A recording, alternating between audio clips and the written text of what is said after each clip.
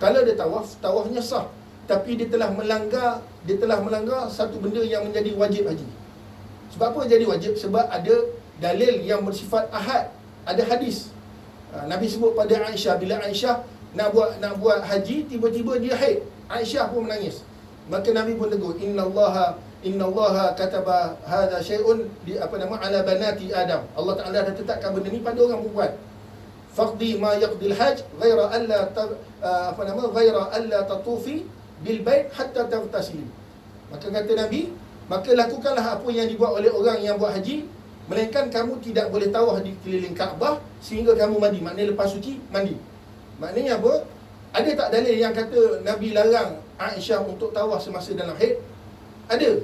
Tapi Abu Hanifah oleh kerana riwayat tu ahad, maka dia tidak jadi fardu, dia tidak jadi syarat, dia jadi wajib saja. Tu kalau kita belajar dalam usul Abu Hanifah lah. Itu. Jadi Abu Hanifah dia kata tidak syarat bersuci, tapi dia adalah wajib. Maksudnya apa? Tawafnya sah, tapi dia kena bayar dam. Sama juga macam kita dalam Syafi'i, wajib umrah. Kalau kita langgar, umrah sah tapi kena bayar dam. Itu Hanafi dekat tawaf. Jadi itu kita pegang. Nak bayar dam dengan apa? Yang pertama, unta. Unta tak mampu, seekor kambing. Seekor kambing. Wallahu alam. Baik, dan masalah ni kita juga pegang dalam umrah, walaupun disebut muzakarah haji, disebut dalam haji.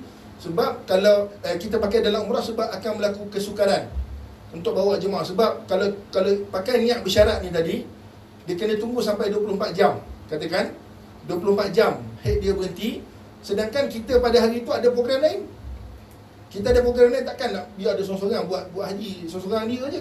Nak juga ada pembimbing, nak juga ada musyir yang bawa. Sedangkan kita ada program lain, kita punya tentatif. Nampak? Maka di sinilah kita telah menetapkan satu keputusan, sekiranya jemaah wanita itu berada dalam keadaan haid, maka dia tetap boleh melakukan tawaf, cuma dia perlu bayar dam untuk memudahkan kita dalam urusan tentatif kita pada hari-hari yang berikutnya. Okey? Wallahu a'lam bisawab. Ya? Kena mandi tak? Sebelum turun. Dia kena seloknya dia bersihkan dululah. Dia bersihkan dulu, tapi tak yang mandi sangat, sebab mandi dulu pun tak sah. Dia kena bersihkan dulu. Ya. Yang ini kata yang tawaf yang pertama tu yang terakhir. Tiga. Semualah. Yang satu ikut. rekod yang ketiga. Maksudnya kalau pertama tu kita tunggu dulu. Sampai hari nak balik ke Malaysia ataupun keluar ke Madinah, kita pakai pandangan Yang terakhir lah. Yang terakhir. Umrah yang terakhir lah. Maknanya kita bagi dia stay sampai umrah yang ketiga. Maknanya kalau tak bersih juga, yang ketiga tu baru kita pakai pandangan ni. Okay. Maknanya bukan daripada awal tu lah. Bukan daripada awal. Okey, minta maaf. Saya tarik balik yang Muhammad. Ada jultung ni, tak ada? Tak ada? Apa kenapa tadi? Ketetapan ni kita pakai, kita tunggu sampai baliklah.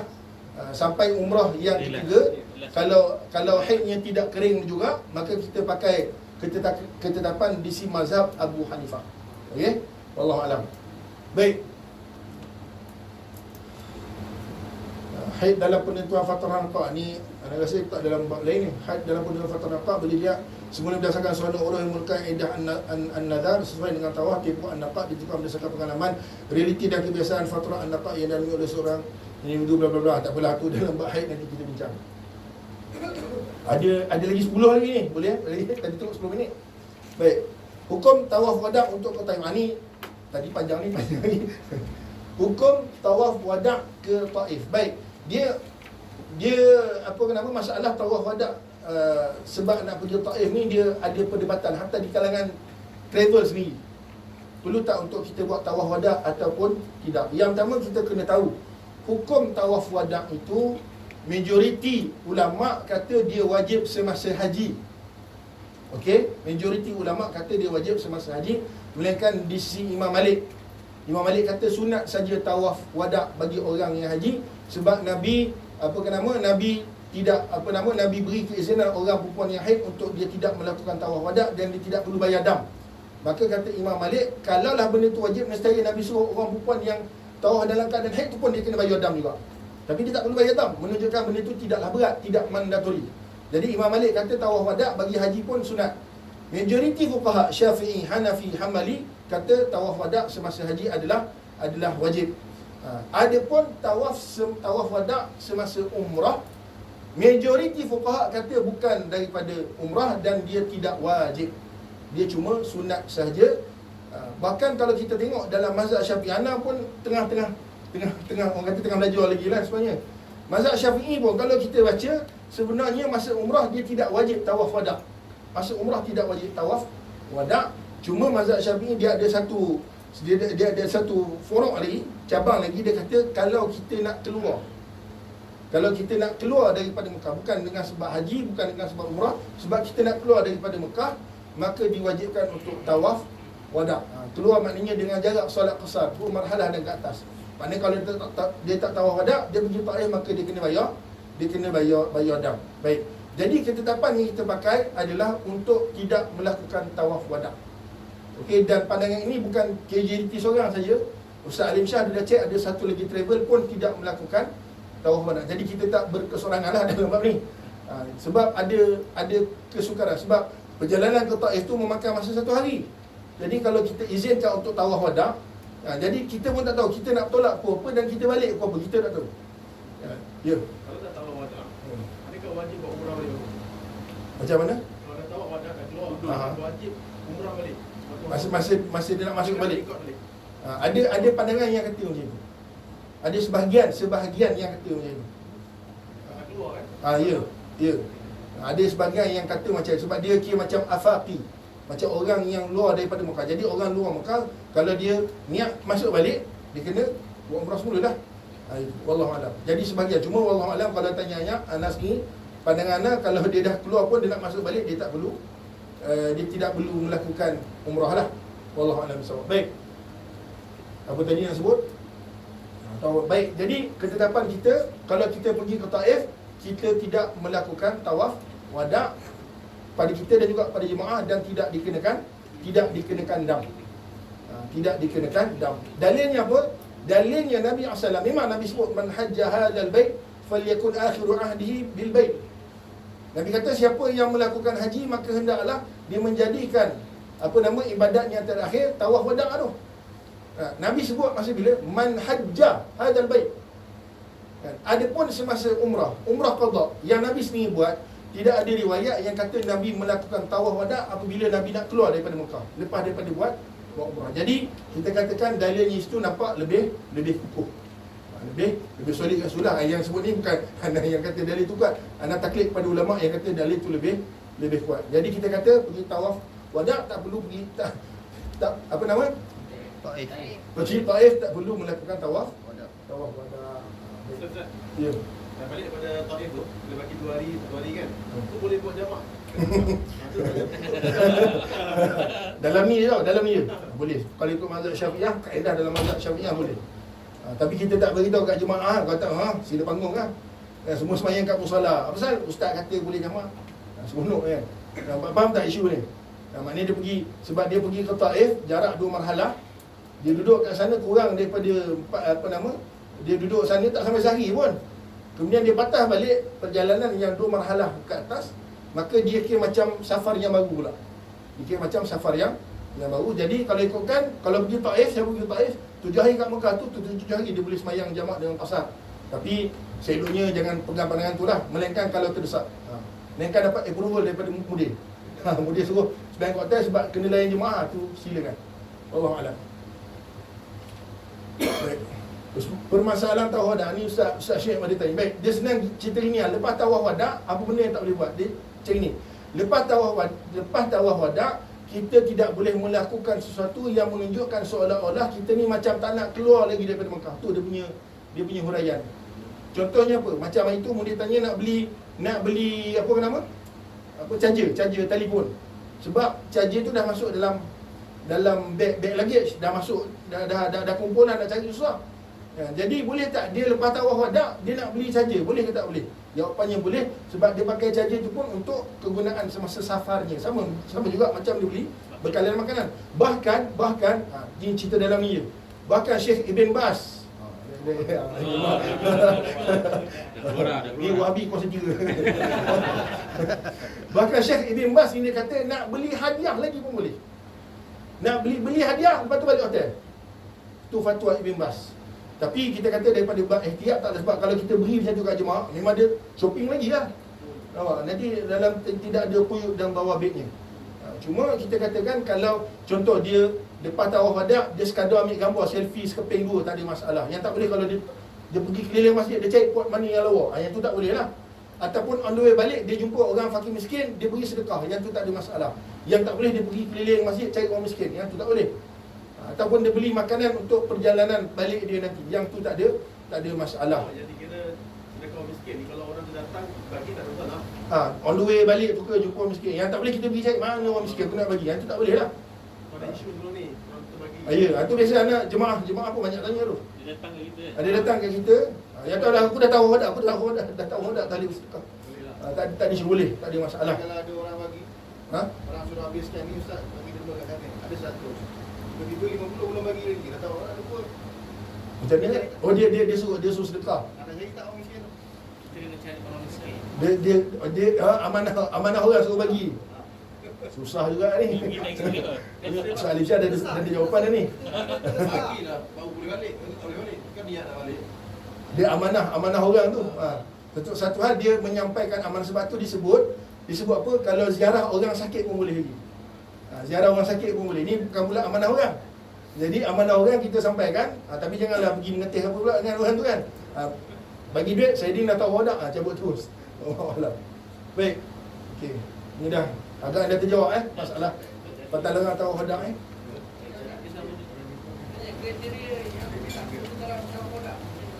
Kriteria yang tidak perlu tawaf wada. Yang pertama, orang perempuan yang haid. Itu yang pertama. Yang kedua, orang yang terlalu uzur. Maknanya kalau dia nak jalan pun sampai kena pikul. Wheelchair? Wheelchair boleh, tak ada masalah. Wheelchair boleh, tak ada masalah. Ingat, tawaf wada yang kita kata tak perlu tawaf wada, masa pergi Taif saja. Balik Malaysia jangan tak tawaf wada pula. Masa kita pergi Taif saja. Macam mana?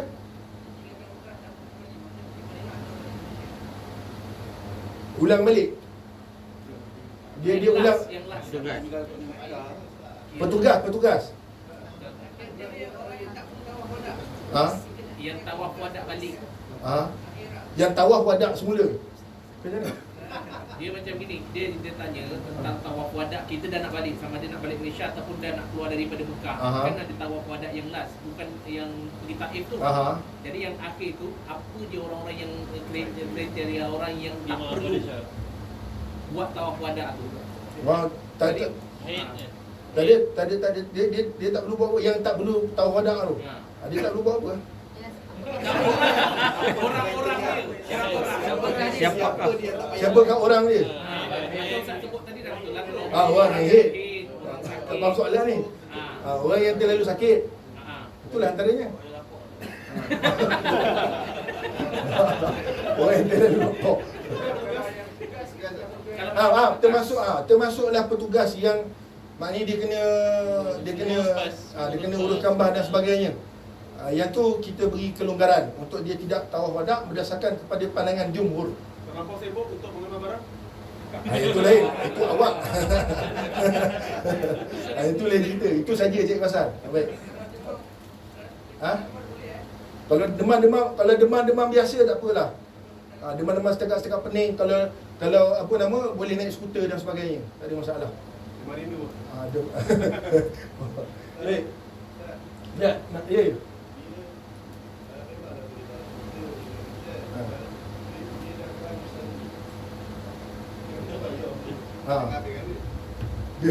Dia dah kehabisan duit. Dia baik, kalau dia tak mampu jalan, tak apalah. Sebab sekarang ni benda yang dapat membantu untuk dia tawaf pun dia tak dapat datangkan benda tu. Kan? Dia tak dapat datangkan benda sebab dia tak ada duit nak bayar, kan? Nak minta dekat jemaah pun. Sebab tu dalam bab ni ada juga yang sebut, maknanya kalau dia tidak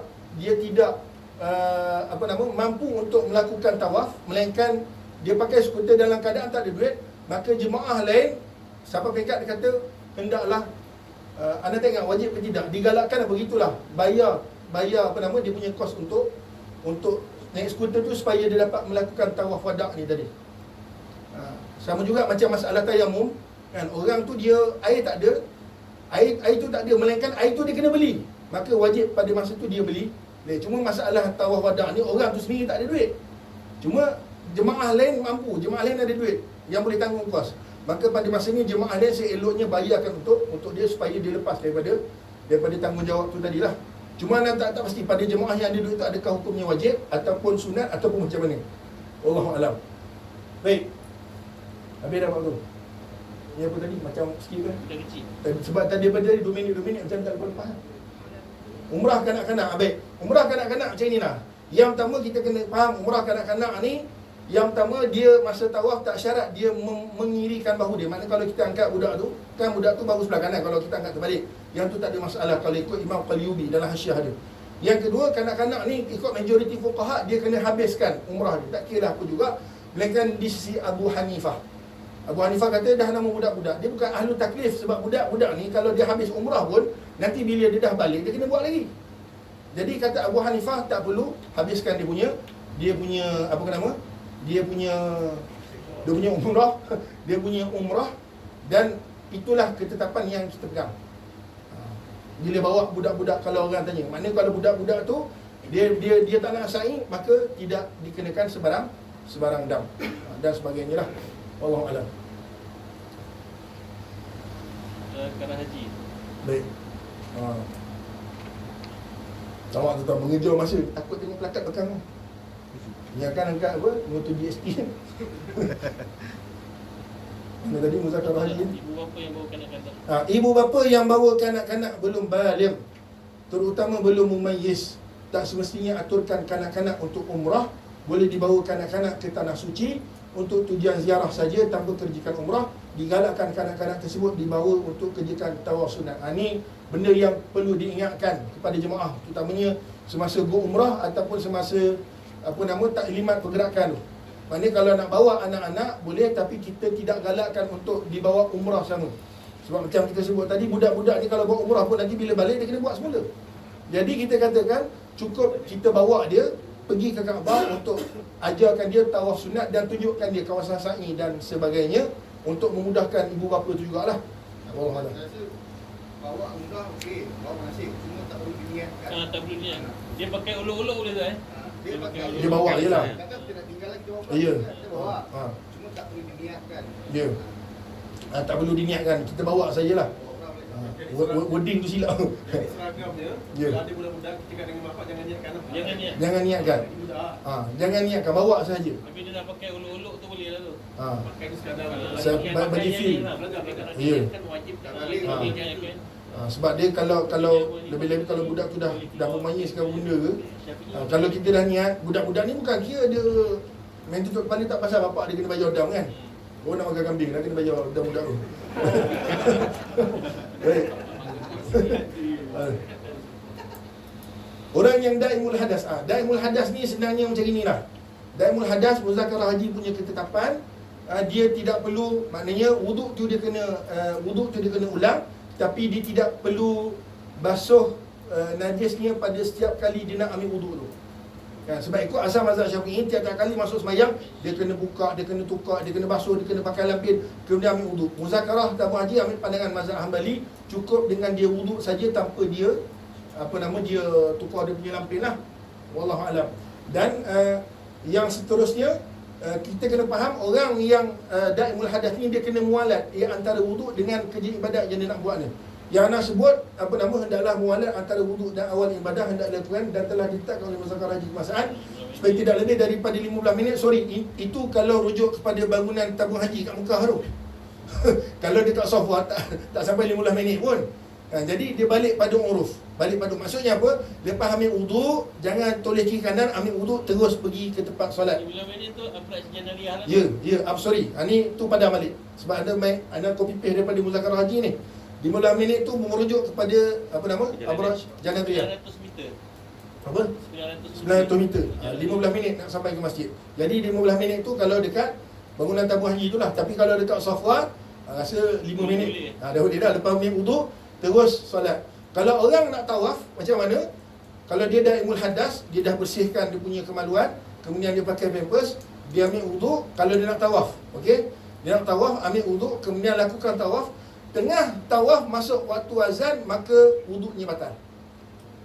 Wuduknya batal dengan masuk waktu yang berikut. Jadi dia kena keluar, ambil wuduk, dan kalau sempat sambunglah kejap, sebab sana lepas azan kan lama sikit sebagai qomat tu. Jadi sambung balik tawaf, dan bila semayang baru boleh dia semayang. Ya. Sekarang dah ada tempat wuduk baru di tangga-tangga dataran Kaabah tu. Tangga yang naik ke atas, bawah tu semua ada tempat wuduk baru. Ada tempat wuduk baru kan? Lelaki dan perempuan. Tu kena maklumkan jemaah lah. Jadi tak payah pergi toilet luar.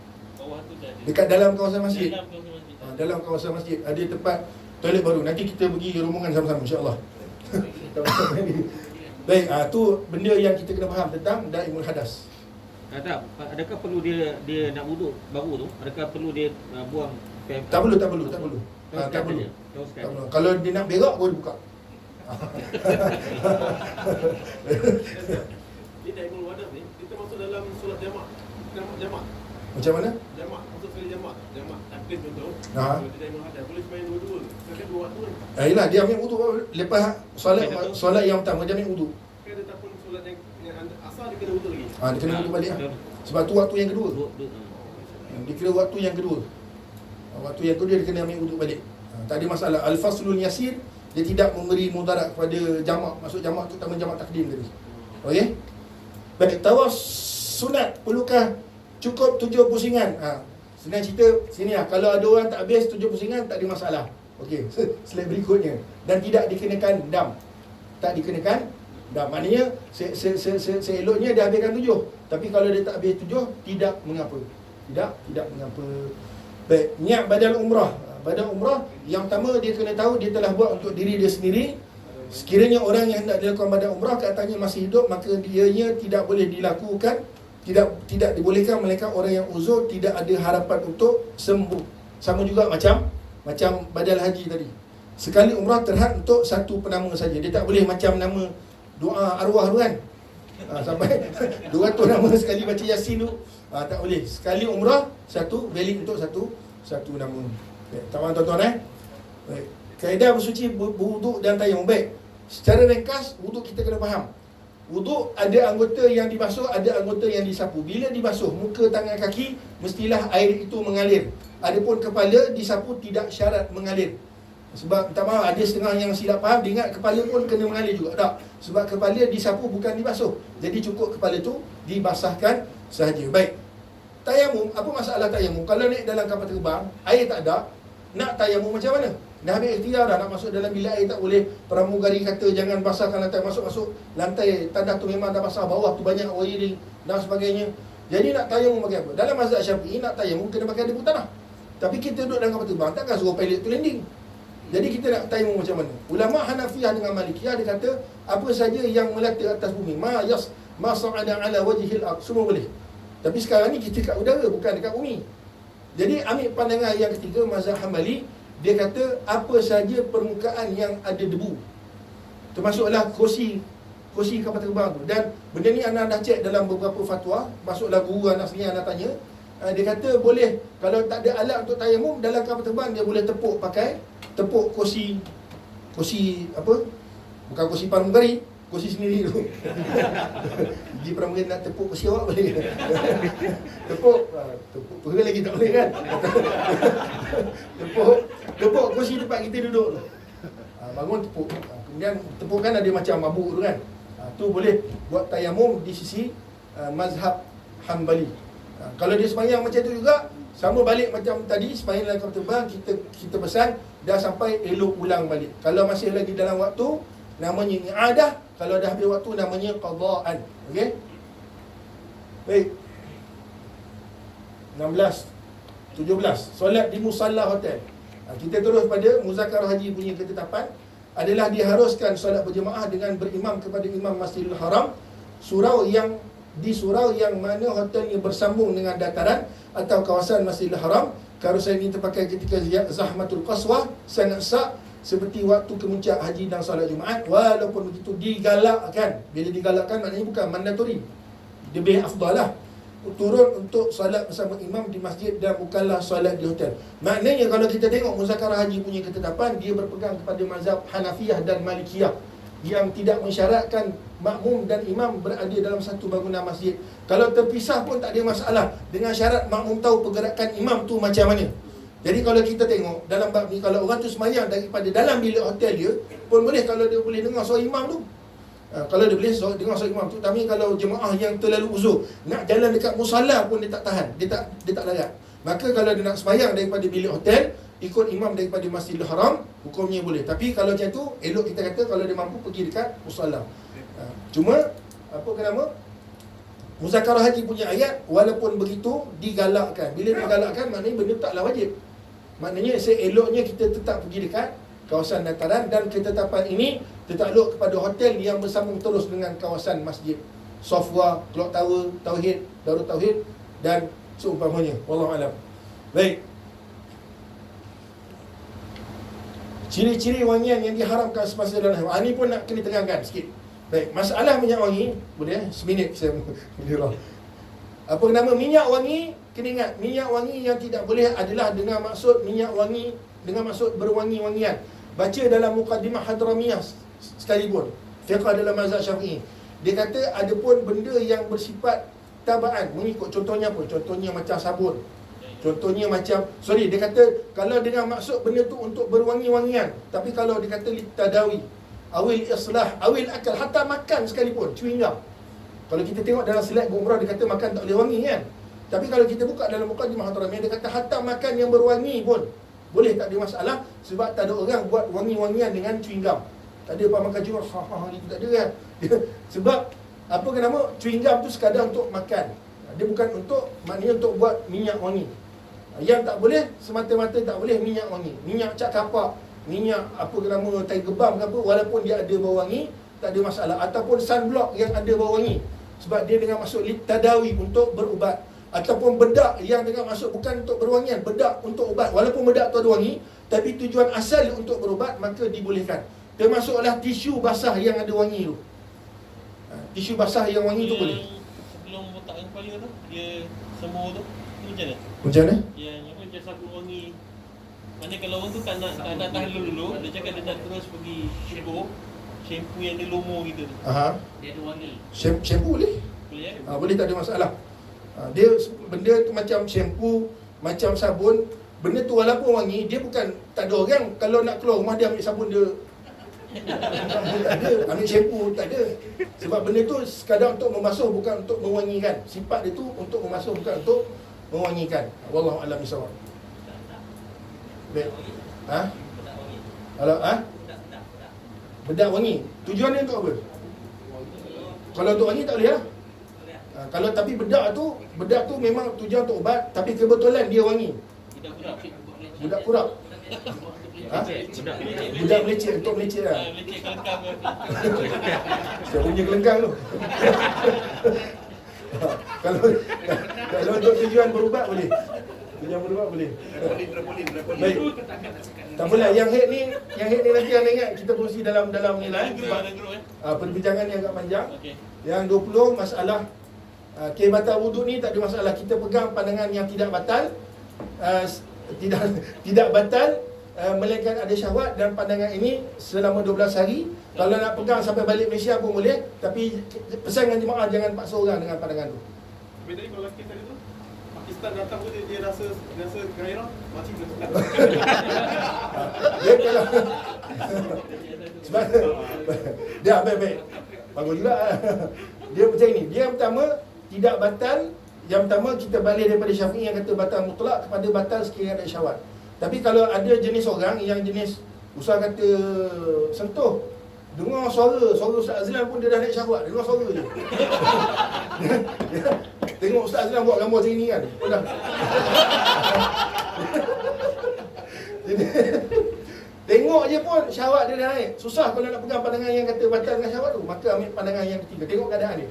Pandangan Abu Hanifah, ada syahwat ke tak ada syahwat, dia tidak membatalkan, melainkan bersentuhan kemaluan lelaki dan perempuan, maka baru batal.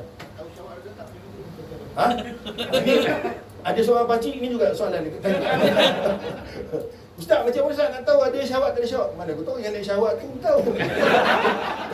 Dia tanya kat kita pula macam mana ada syahwat. Saya kata kalau buah tu mengembang. Berapa?